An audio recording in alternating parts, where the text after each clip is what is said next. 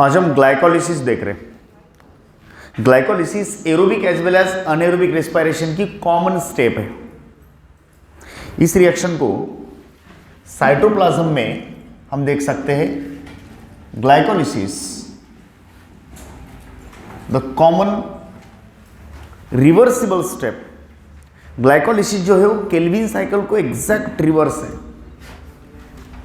Kelvin को अगर हम उल्टा करते हैं तो ग्लाइकोलिसिस बन जाती है। ग्लाइकोलिसिस ग्लूकोज का पार्शियल ब्रेकडाउन है। What is glycolysis? It is partial breakdown of glucose. Partial breakdown of glucose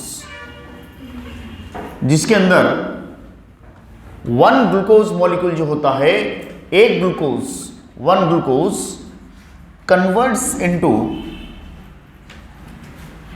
two molecules, दो मॉलिक्यूल्स ऑफ पायरुविक एसिड। दो मॉलिक्यूल पायरुविक एसिड से बन जाते हैं। पायरुविक एसिड के दो मॉलिक्यूल्स, उसके साथ में और क्या क्या बनता है? एक ग्लूकोज से पायरुविक एसिड के दो मॉलिक्यूल बनते हैं, प्लस दो NADH2 मतलब रेड्यूसिंग पावर्स दो बन जाते और दो ATP बनते, 2 ATP। ओके, तो ये है ओवरऑल ग्लाइकोलिसिस का हमारा प्रोडक्ट। ग्लाइकोलिसिस फिर से बोल रहा हूं, what is glycolysis? It is nothing but the partial breakdown of the glucose. Glyco मतलब ग्लूकोज, लाइसिस माने ब्रेकडाउन। एमडेन, मेयरहॉफ एंड पैरनस, ये तीन साइंटिस्ट ने इसको पूरी तरह से डिस्कवर किया। इसके सभी स्टेप्स हमारे सामने रखे। तो अब हम देखेंगे what are the different steps of glycolysis. ये रिएक्शन जो है वो साइटोप्लाज्मिक है, ग्लूकोज में होती है। एरोबिक रेस्पिरेशन की हो या अनएरोबिक रेस्पिरेशन की हो, ग्लाइकोलिसिस अनएरोबिक ही होती है। मतलब ग्लाइकोलिसिस के लिए कोई ऑक्सीजन नहीं लगते। There is no need of oxygen to continue the glycolysis. Let us see how the reaction takes place in the glucose. Glucose में ये कैसी होती है? ये मुझे बताओ कहाँ होती है? Where is the glycolysis taking place? It is taking place in the cytoplasm. कहाँ हो रही है? हम ग्लाइकोलिसिस के अलग अलग स्टेप्स को देखते हैं। मान लो दिस इज ग्लूकोज। देखो इसके कुछ शुरू वाले जो स्टेप्स है, इनिशियल स्टेप्स, वो एक्चुअली इन्वेस्टमेंट के हैं। मतलब एटीपी बनने की बजाय एटीपी इस्तेमाल होते हैं।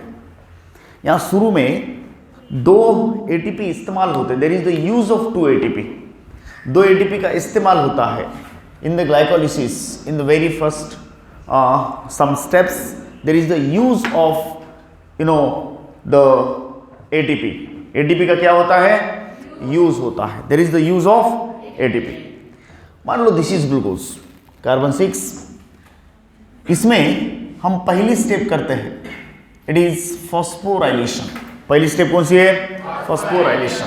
So this is the phosphorylation that ATP converts to ADP। इसका मतलब एक फॉस्फेट इस्तेमाल हुआ, वो फॉस्फेट ग्लूकोज के 6th कार्बन को जाता है। ग्लूकोज के पास 6 कार्बन है, उसके 6th कार्बन के पास एक फॉस्फेट ग्रुप अटैच होता है और glucose converts to glucose 6 phosphate. Glucose 6 phosphate. यहां पे जो एंजाइम इस्तेमाल होता, it is hexokinase. What is the enzyme used here? Hexokinase enzyme की मदद से ग्लूकोज का पहला हुआ फॉस्फोराइलेशन। कौन सी स्टेप है ये? What is the first step? Use of phosphorus, यानी एटीपी का यूज हो रहा है। एटीपी बन रहा है या इस्तेमाल हो रहा? इस्तेमाल हो रहा। एक एटीपी क्या हो रहा? इस्तेमाल हो रहा। So there is the formation of glucose 6 phosphate with 6 carbons, 6 carbon. Now this glucose 6 phosphate जो है आइसोमराइज इनटू फ्रुक्टोज 6 फॉस्फेट। ये सारे स्टेप्स रिवर्सिबल है all the steps are reversible. So glucose 6-phosphate converts to fructose 6-phosphate, fructose 6-phosphate with carbon 6. अब ये जो fructose 6-फॉस्फेट है, मुझे बताओ इसके अंदर कार्बन कितने हैं? 6, और फॉस्फेट कौन से कार्बन को? 6 कार्बन को, इसलिए उसका नाम क्या पड़ा? Fructose six phosphate. What is the name? इसमें कार्बन कितने? फॉस्फोरस कितना? फॉस्फोरस कितना? कार्बन कितने? And phosphate at which carbon? 6th carbon. Which carbon? Now this fructose, what do you say, 6-phosphate undergoes second phosphorylation, और एक phosphorylation होता है, और ये phosphorylation फिर से ATP की मदद से होता है. ATP gives its phosphate to fructose 6-phosphate. ATP converts to ADP, and और एक phosphate बढ़ने से इसके पास 2 phosphate हो जाते हैं. एक phosphate 6th कार्बन को और एक phosphate जो है 1st कार्बन को आ जाता, और इसी इसका नाम पड़ता है fructose. Fructose 1,6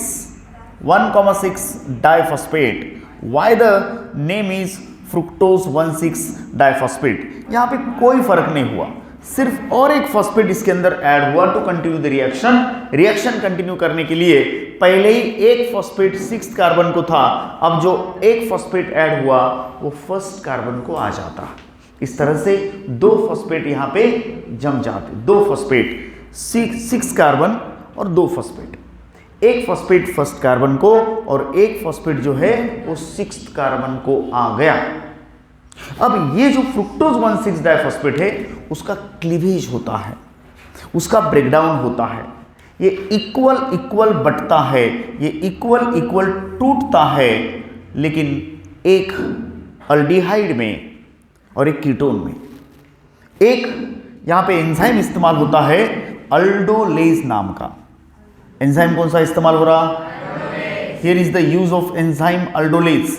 and fructose 1,6 diphosphate converts into 2 isomers, 2 molecules. एक है PgAl phosphoglyceraldehyde with 3 carbon and 1 phosphate. इसमें एक फॉस्फेट है और 3 कार्बन है. और दूसरा है एक dihydroxy acetone phosphate DHAP. What is the name? DHAP. इसके पास भी 3 कार्बन और एक फॉस्फेट है. देखने वाली बात है कि ये दोनों मॉलिक्यूल आपस में इंटरकन्वर्टिबल है. Both of these molecules are interconvertible. ये दोनों आपस में इंटरकन्वर्टिबल है. बोले तो DHAP also converts into PgAl. अगर ऐसा हुआ तो PgAl बनेंगे 2. There will be the formation of 2 PgAl. 2 PgAl बनेंगे. कितने PgAl बनेंगे बोलो? 2 PgAl. हर PgAl के अंदर कार्बन कितने हैं? 3, और फॉस्फेट कितना है? 1 फॉस्फेट. कार्बन कितने कार्बन? ये 2 PgAl कहां से आ गए भाई? एक PgAl तो ऑलरेडी है. ये fructose 1,6 diphosphate, carbon 6 phosphate 2, equally बांटो. उसका क्लीवेज कर रहे हैं हम. क्लीवेज, ये क्लीवेज है साइटोप्लाज्म में अल्डोलेज की मदद से. एंजाइम का नाम अल्डोलेज. और ये क्या कर रहा? क्लीवेज, मतलब इक्वल बंटवारा. 6 कार्बन 2 फॉस्फेट को बांटेंगे तो 3 carbon 1 phosphate and 3 carbon 1 phosphate, ऐसे 2 मॉलिक्यूल बनेंगे. 3 कार्बन 1 फॉस्फेट, 3 कार्बन 1 फॉस्फेट के 2 मॉलिक्यूल बनेंगे. वो एक मॉलिक्यूल का नाम है PgAl फॉस्फोग्लिसराल्डिहाइड और दूसरे का नाम है DHAP. क्या नाम बोलो? What's the name? DHAP. और इस तरह से हमारे पास आए 2 molecules of PgAl. 2 molecules of PgAl. There is the formation of the 2 molecule of PgAl. फॉस्फोग्लिसराल्डिहाइड के 2 मॉलिक्यूल ईच विथ 3 कार्बन. हर एक के पास कार्बन कुछ भी नहीं, मैं उसको ऊपर लिया. अब इसके साथ क्या होता है ध्यान से देखो. ये जो 2 मॉलिक्यूल ऑफ PgAl है, फॉस्फोग्लिसराल्डिहाइड के 2 मॉलिक्यूल्स है साइटोप्लाज्म के अंदर. Total process reversible, total process enzymatic. हमारे लिए सिर्फ दो एंजाइम दिए हैं एनसीईआरटी में, एक है हेक्सोकाइनेज और एक है अल्डोलेज। अल्डोलेज क्लीवेज करवा रहा, इसको व्हाट यू से दो हिस्सों में बांट रहा। इसकी मदद से फ्रुक्टोज 1,6 डाइफॉस्फेट दो हिस्सों में बट जाता है, एक PGAL और एक PGAL और दोनों आपस में इंटरकन्वर्टिबल। कैसे है वो? नाउ दिस PGAL फॉस्फोग्लिसराल्डिहाइड के साथ में आप दो बातें करेंगे, दो घटनाएं इसके साथ होती हैं। दो घटनाओं को आप देखेंगे। पहली घटना तो there is you can say oxidation, और दूसरी घटना इज फॉस्फोराइलेशन। देखो मैं फिर से एक बार बोल रहा, what is happening here? There is oxidation and phosphorylation, means it is oxidative phosphorylation. क्या बोलेंगे उसको? Oxidative phosphorylation. Oxidative phosphorylation means this is you can say oxidation, ये वाला oxidation with the help of NAD, और जो भी यहाँ आगे आएगा वो दो की संख्या में लेना है, क्योंकि यहाँ PGAL 2 है, इसलिए जो भी आप करेंगे वो नंबर 2 होगा। What ever you will do it is in the number 2। कुछ भी करो 2 की संख्या में करना है। कैसे कि 2 NAD will take the 2 hydrogens converts to 2 NADH2, 2 NADH2 बन गए। यहाँ पे कितने NADH2 बन गए बोलो? कितने NADH2? ये रिड्यूसिंग पावर जो है ना ETS में जाते हैं और ATP बनाते हैं। ETS में ATP बनाते हैं, जिसमें सब एक्चुअली एनर्जी है। जैसे कि एक NADH2 जाएगा तो 2 ATP बनेंगे। एक NADH2 से कितने ATP? 2 ATP। एक NADH2 से 2 ATP। एक FADH2 से एक NADH2 से 3 ATP और एक FADH2 से 2 ATP। इससे 3 मिलते, 1 से 3, 2 से 6 मिलेंगे। ये इनडायरेक्ट है। एक NADH2 से 3 ATP, एक FADH2 से 2 ATP, इससे बनते 3 ATP। 1 से 3 बोले तो 2 से 6, 2 से 6। लेकिन ये इंस्टेंट यहाँ नहीं मिलेंगे, ग्लाइकोलिसिस में नहीं मिलेंगे। When this enters the ETS, electron transport system, terminal oxidation in thylakoid membrane, inner thylakoid membrane में ये प्रोसेस होती है, उसको हम अलग से देखते हैं। तो 2 molecule of phosphoglyceraldehyde undergo oxidation and there is the addition of phosphate, but this time phosphate is by H3PO4। ATP से phosphate ऐड नहीं हो रहा, ATP phosphate ऐड नहीं कर रहा, बल्कि H3PO4 से ऐड हो रहे। किससे ऐड हो रहे? H3PO4। So 2 molecule of H3PO4 इसमें ऐड करेंगे तो ये हुआ ऑक्सीडेटिव फॉस्फोराइलेशन। ये ऑक्सीडेशन क्यों है? क्योंकि हाइड्रोजन सबस्ट्रेट के जा रहे, किसी भी सब्सटेंस, सबस्ट्रेट से, कंपाउंड से, रिएक्टेंट से हाइड्रोजन चले जाते हैं तो उसको हम बोलते हैं ऑक्सीडेशन। तो इसका ऑक्सीडेशन हुआ और एक फॉस्फेट भी ऐड हुआ। इन सभी के पास एक एक फॉस्फेट ऑलरेडी है। फॉस्फो माने फॉस्फोरस, ओके, वो तीसरे कार्बन को है। अब ये जो फॉस्फेट ऐड होता है वो आता है पहले कार्बन को। ये टोटल ग्लाइकोलिसिस का तीसरा फॉस्फोराइलेशन है, लेकिन पहले 2 फॉस्फोराइलेशन बाय ATP हुए हैं और ये फॉस्फोराइलेशन बाय H3PO4 होता है। इट इज थ्रू H3PO4 और इस मॉलिक्यूल का नाम पड़ेगा 1,3 डाई PGA। ये ऑक्सीडेशन है। Aldehyde undergo oxidation converts to acid. Aldehyde phosphoglyceraldehyde, ये क्या हुआ? उसका ऑक्सीडेशन। क्या हुआ?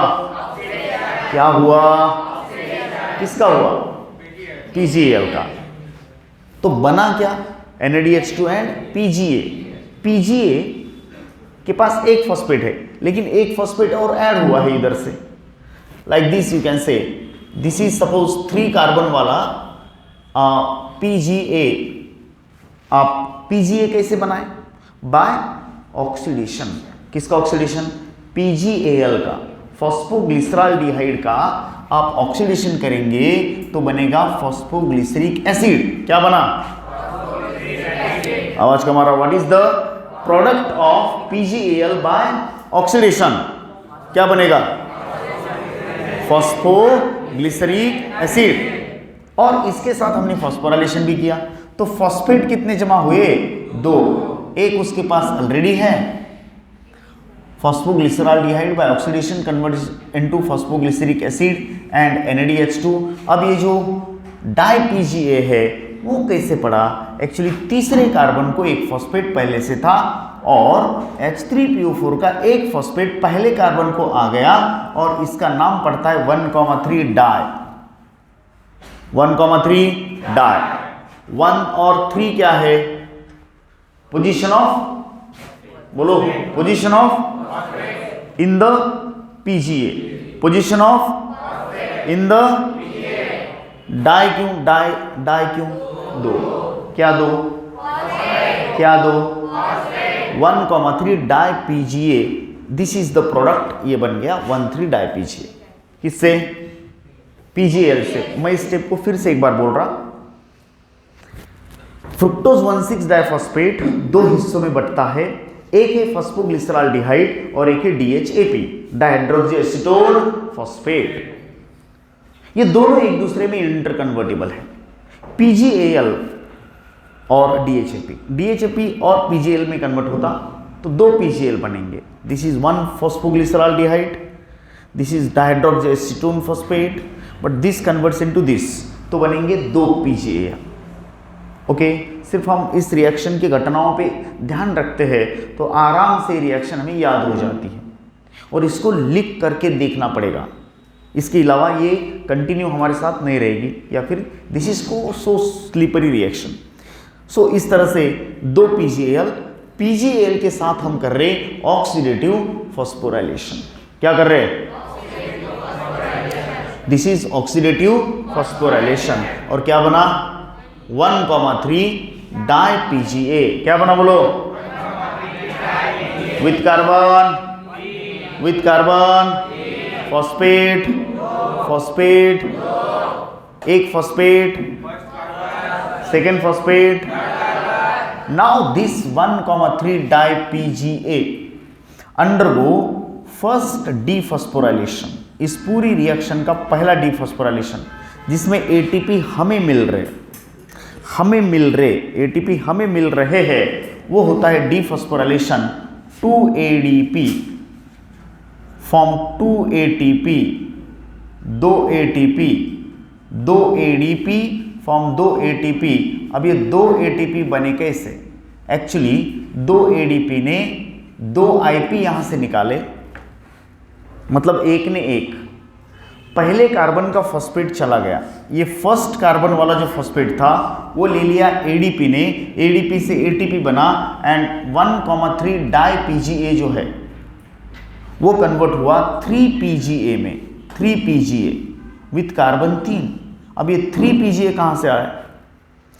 नथिंग, फर्स्ट कार्बन का फॉस्फेट ADP ने लिया, ADP से ATP बने और जो 1,3 डाई था वो डाई हट गया क्योंकि फर्स्ट कार्बन के फॉस्फेट ADP ने ले लिए और ATP बनाए और इस तरह से ये बन गया सिर्फ 3 PgA। क्या बनेगा? क्या बनेगा?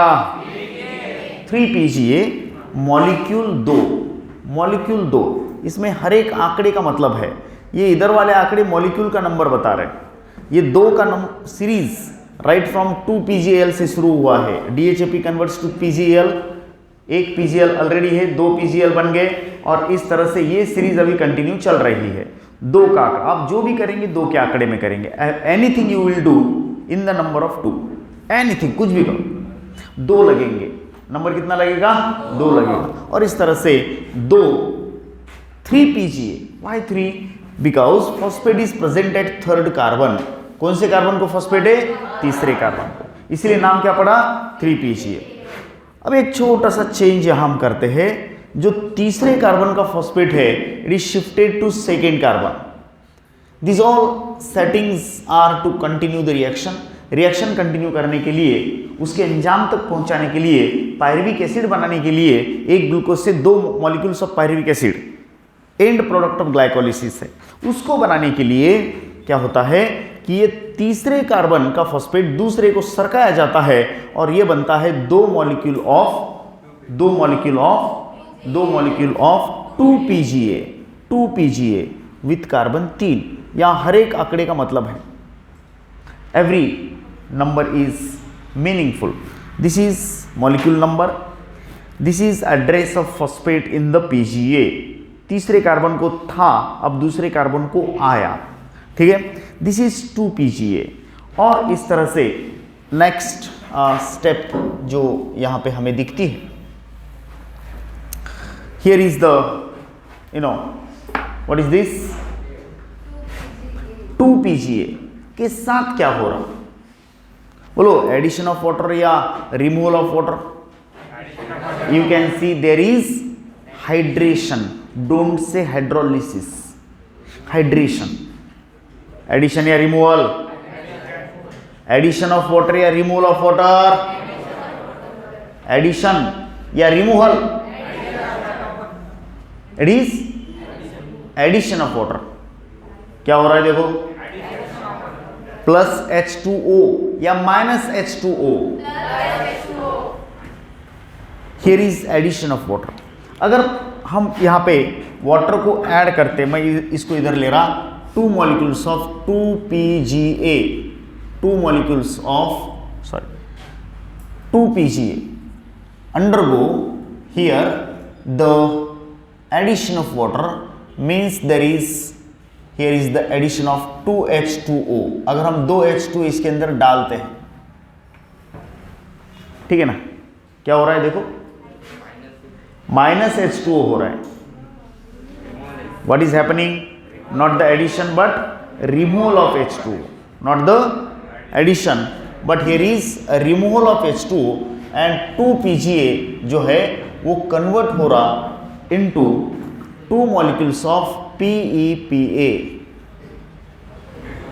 not the addition but removal। क्या हो रहा है यहां पे, minus 2H2O। What is happening?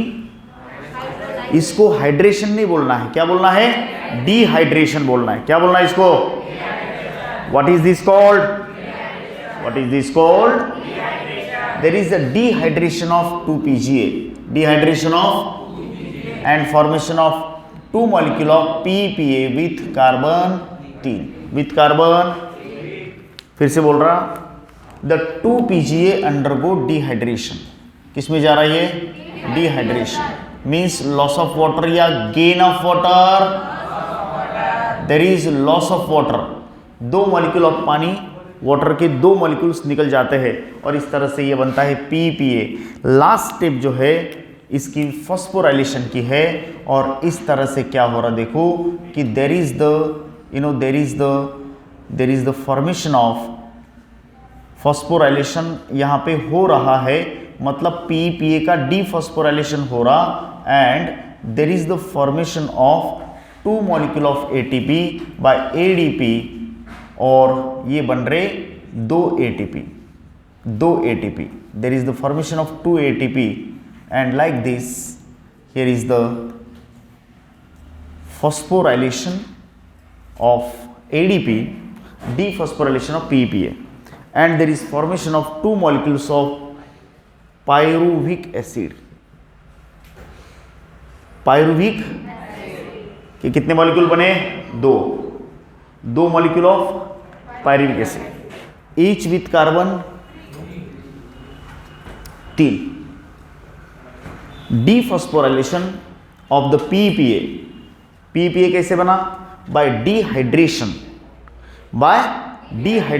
Of PGA, dehydration of loss of water या गेन ऑफ वाटर, किसका लॉस ऑफ वाटर, PGA का क्या हुआ, formation of phosphoenol pyruvic acid. इसमें एक फॉस्फेट है, लेकिन वो जो फॉस्फेट है वो ADP ने ले लिया और इस तरह से ADP का ATP बना एंड जो PEPA है वो बनाता 2 molecules ऑफ पायरुविक एसिड जिसके अंदर फॉस्फेट बिल्कुल नहीं है। अब सारे फॉस्फेट निकल गए। तो 2 एटीपी यहां बनते हैं और 2 एटीपी यहां बनते हैं। तो हम इस ग्लाइकोलिसिस का अगर पूरा लेखा जोखा निकालते हैं, इसका हिसाब किताब लगाते हैं कि 38 एटीपी में इसका क्या योगदान है, इसका क्या कंट्रीब्यूशन है in the 38 ATP, 38 ATP total aerobic respiration के 38 एटीपी में इसका योगदान कितना है। तो हम देखते हैं direct formation of ATP, direct ATP formation कितना है, direct ATP formation,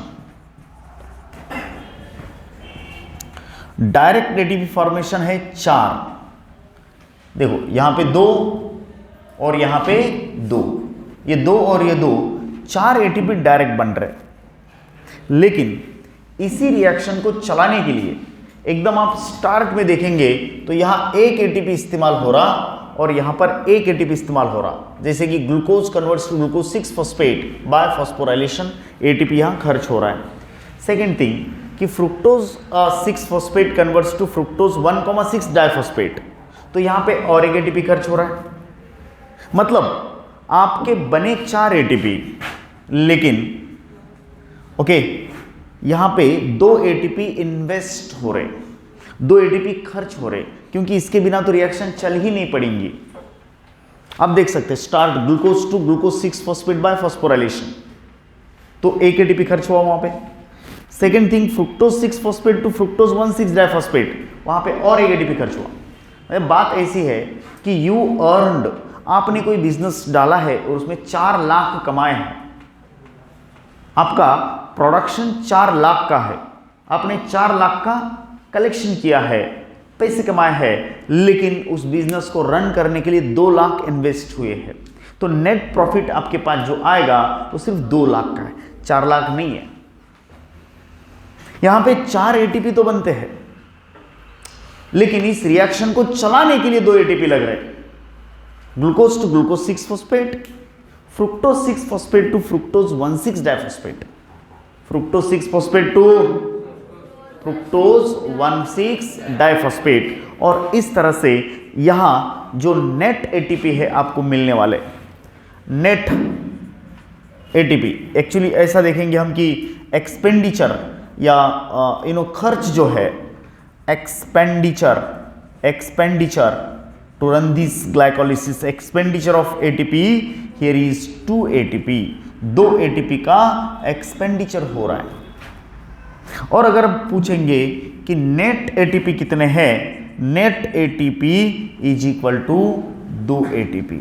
net ATP कितने बोलो, हाउ मेनी नेट ATP, कितने, 2 ATP। How many net ATP, 2 ATP। अब देखेंगे इनडायरेक्ट, हाउ इज इनडायरेक्ट। जो इनडायरेक्ट एटीपी है वो रेड्यूसिंग पावर से बनते हैं। किससे बनते हैं, इनडायरेक्ट, ईटीएस में, it is inner mitochondrial membrane में बनेंगे। So indirect ATP is equal to, कैसे बनेंगे देखो ध्यान से, हमारे पास 2 NADH2 है, NADH2 जो बने हैं ड्यूरिंग ऑक्सीडेशन ऑफ PgAl, फॉस्फोग्लिसरॉल्डिहाइड का here is oxidation, and by the oxidation process there is the formation of 2 NADH2। so ये 2 NADH2, 2 NADH2, एक NADH2 ETS में जाता है तो 3 ATP देता है, 3 ATP देता है, एक NADH2 से 3 ATP मिलते हैं। तो यहां 2 NADH2 जा रहे, multiplied by 3 is equal to 6 ATP। तो अगर हम टोटल एटीपी का कंट्रीब्यूशन इस ग्लाइकोलिसिस का देखते हैं एरोबिक रेस्पिरेशन में, ऑफ द 38 टोटल, एक ग्लूकोज से 38 मिलते हैं लास्ट को, एट द लास्ट, लेकिन सिर्फ एक रिएक्शन ग्लाइकोलिसिस, ओके, उसका अगर हम हिसाब निकालते हैं total ATP, total ATP from glycolysis of the 38 में से कितने बने यहां, direct indirect total, direct indirect total. आपको यह याद रखना है कि हमें डायरेक्ट पूछे हैं या इनडायरेक्ट पूछे हैं, NADH2 से पूछे हैं या सबस्ट्रेट लेवल फॉस्फोराइलेशन पूछा है। तो इस तरह से क्या पूछा है, डायरेक्ट एटीपी वैसे तो 4 बनते हैं लेकिन 2 खर्च होते हैं, तो नेट 2 बचते हैं। उसके साथ साथ 2 NaDH2 आपके पास है। मैं NaDH2 को चेक बोलता हूँ, चेक, धनादेश चेक। कोई आपको चेक देता है तो वो चेक आप बैंक में डालते हैं तो उसका कैश होता है। So NaDH2 is equal to check. सिर्फ इसको आप एक जगह पे डालो, राइट प्लेस। जैसे चेक को हम बैंक में डालते हैं तो ये ATP का चेक है। ATP is our energy currency. तो NaDH2 या FADH2 चेक से चेक। इसको आप ETS में डालो तो ATP मिलेंगे। एक NaDH2 3 ATP, एक NaDH2 3 ATP, एक FADH2 2 ATP। इस तरह से टोटल ATP जो आपको मिलेंगे वो 6 प्लस ये 2, ये इनडायरेक्ट प्लस ये direct is equal to 8 ATP out of 38 ATP। इसकी जो बैलेंस शीट है इस तरह से है कि 8 ATP मिलते हैं आपको और टोटल कितने में से ऑफ द 38 ATP में से आपको मिल रहे यहाँ पे कितने ATP? 8। How many ATP you are getting? How many ATP? 8 ATP of the 38। So glycolysis का इंपॉर्टेंस इसीलिए भी है कि ये common step of aerobic as well as anaerobic respiration है। ये कौन सी है? Common step of aerobic as well as anaerobic respiration है। Can you get me? So this is the glycolysis. Okay, thank you.